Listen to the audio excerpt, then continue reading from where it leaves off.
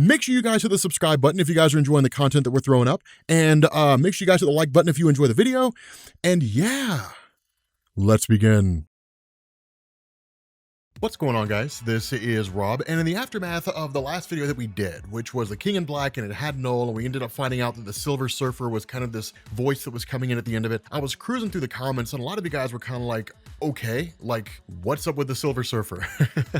So what I figured we'd do here is go back and cover a story that's actually really important to understand the Silver Surfer as he exists now as part of the King in Black event, and that's a story called Silver Surfer Black.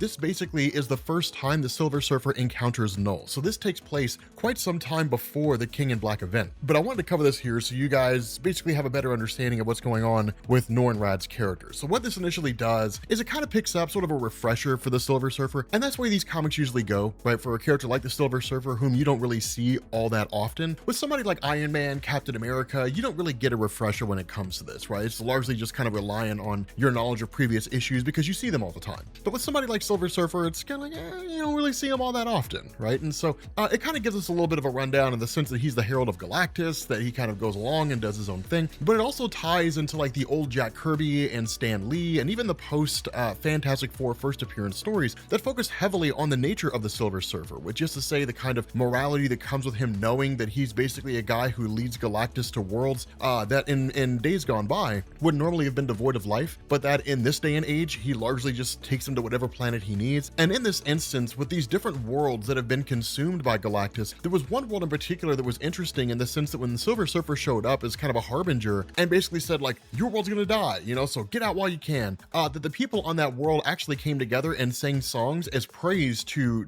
Silver Surfer. They almost kind of saw him as a god. And it's this kind of morality that he consistently struggled with, right? This idea that he's basically ending the lives of entire civilizations on various worlds because Galactus needs to consume, right? It's the role he plays in the universe. And so it's one of these things where it kind of gives us this little bit of a moral imperative for his character, which will become important later on, because of course we pick up in the aftermath of the initial Guardians of the Galaxy story. And a lot of that kind of came out of Infinity Wars, which was a terrible story. In effect, in the aftermath of this, like Thanos was dead, that in the Black Order, or whatever you want to call it, of Thanos kind of showing up and basically opening like this dimensional rift that started sucking in all these various characters. And you guys can find that video from the Guardians of the Galaxy down in the description. The Silver Surfer was effectively sucked into this dimensional rift. And it's one of the ways that Marvel plays things kind of fast and loose when it comes to that sort of thing happening. By and large, as far as I understand it right now, when it comes to like black holes here in the real world, we don't really know what happens, right? All we know is that matter just kind of gets broken down on the atomic level, and then it ends up being trapped inside of a black hole, right? There's theories that black holes are portals to other dimensions. There's theories that black holes basically open up into white holes in on other sides of the universe. So they're just something akin to like a wormhole, a teleportation device. In effect, it allows you to sort of bend the barriers of space and time to leave one or to enter from one part of the universe and arrive in a different part of the universe. That we don't really know exactly what goes on there, right? It's just at this point theoretical science. And so the result of this is that Marvel kind of plays it fast and loose. Sometimes black holes really are dimensional portals. Sometimes black holes are just gravity wells, right? Like if you go and you read Annihilation, there's a point where Rocket Raccoon tells Thanos that if he keeps on freaking out, they're going to drop him into a gravity well and he'll just be in there forever, right? Because a black hole's not enough to kill Thanos, but it is enough to keep him trapped, and he'll just be stuck in infinite darkness forever and ever and ever and ever. In essence, infinite life, right? He'll never be able to die. So we kind of see Marvel playing it in different ways depending on the situation. In this scenario, Marvel treats these kind of dimensional rifts or artificial black holes or what have you as basically dimensional barriers, right? That where the Silver Surfer is able to use his power to kind of get a lot of people out there and to essentially save them, at least to some degree, trying to race out at the same time. He's ultimately trapped. And the result of that is he wakes up in this place where there really is no light whatsoever. Now, based on hindsight, on what we know about Null and things like that, he's basically woken up in the realm of Null. But there's a little more going on with regards to this place he's waking up in than is initially given to us. And we'll find more about that as time goes on. But what he starts to realize is that in this place he's in, that of course there is eternal darkness, but there are these moments, or at least, you know, a huge amount of darkness, but there are these moments when like a light will flicker into existence and then it'll disappear. Then it'll come into existence and then it'll vanish, right? Stars are literally blinking in and out, just consistently. Now, we know a lot of that has to do with the fact that Null prizes just kind of oblivion, right? The idea of darkness, death, things like that, that there is no light in this realm that he lives in. And so that's why we're kind of able to look at this in hindsight and know that it is in effect the place that Null calls home.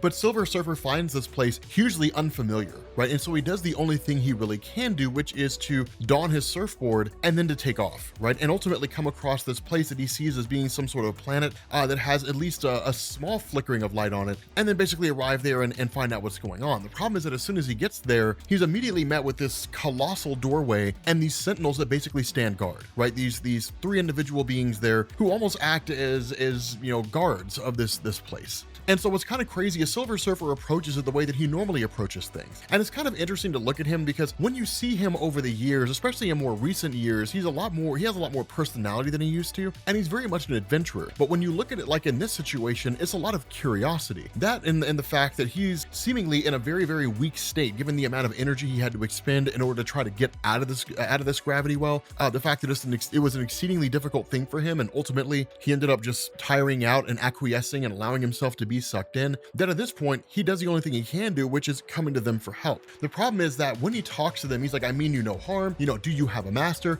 They kind of start speaking to him, but the language, and this is something kind of interesting, the language is something he sort of picks up on. And it's interesting because we haven't really seen a language like that before. And so it really just kind of goes to the nature of Silver Surfer having traveled so consistently, but there's also a bit of a clue there, and we'll find out what that clue is here in the future videos that we do. But he registers this and saying that you're like, what they effectively said is our master is God. And so it's kind of like, okay, this is kind of wonkers, kind of wonky here, kind of bonkers. And so they immediately attack the Silver Surfer. And right off the bat, it's like, okay. And that's one of the things where Silver Surfer was always written in an interesting way, where on one hand, if you're a villain or some kind of being out there and you come across him for the first time, he almost appears a little naive. And it's very easy for people who are unfamiliar with the Surfer to perceive his curiosity as naivety, right? To believe that he just doesn't really know what he's getting into. But he's nobody's fool, right? And when it comes down to it, the Silver Surfer has it where it counts. That's why like the old school stories, right? The old school Silver Surfer stories written in like the 70s and the 80s were really amazing if you sat down and actually looked at them for what they were, because he had a huge amount of power. And it was kind of this thing where unless he was approaching somebody like Thanos and he was kind of like, okay, I have to be on my guard, he would show up to you and just kind of be like, huh, like you're interesting. But if he chose to pick a fight, you would regret it fast. It was nuts.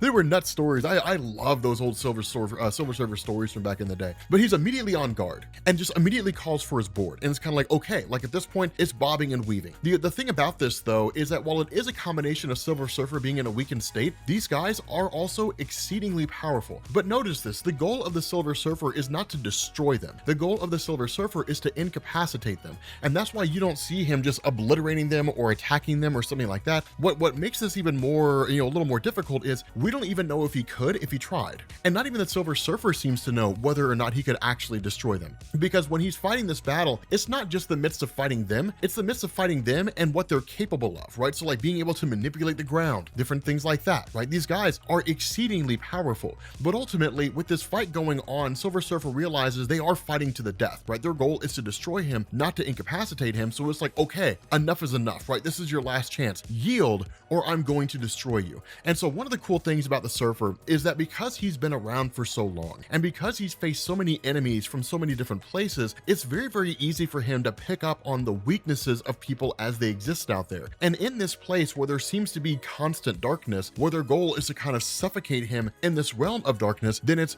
okay, right? Then essentially their weakness seems to be light. And so in this fight that he's engaging in, as they begin to overwhelm him, as they begin to take him over, he does the only thing he really can do, which is to create this kind of artificial sun, which just lets off this huge amount of light and seemingly just incapacitates him, right? Just takes him right out. But it does come at a cost, and that's why his hand looks shriveled and dark. Now again, we'll learn more about that as we go through these different videos, these different stories, but it's this cool moment where once this light is dawned in this place, suddenly we realize it's not some kind of a hellish landscape, right? This is a lush and beautiful place. And that's when Surfer realizes these people are probably not native to this land. They may be, but as far as he can tell, that they're individuals who seem to have been conscripted into their role by whatever force it is that happens to live here. And so you get this really, really amazing moment where this door opens up, right? This door basically, this great big huge place opens up and this hand just reaches out and grabs him, right? And says like, hello, little son, like, well met. And that's one of the crazy things is Surfer does this monologue, right? He says like, what dwells beyond this gate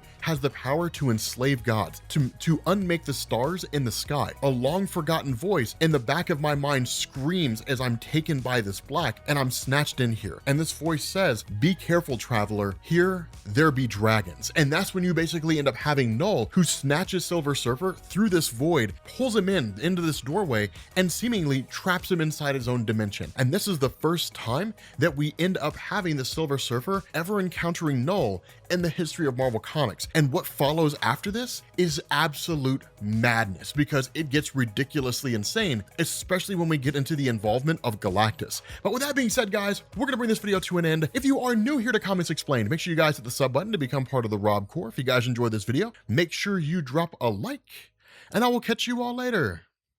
Peace.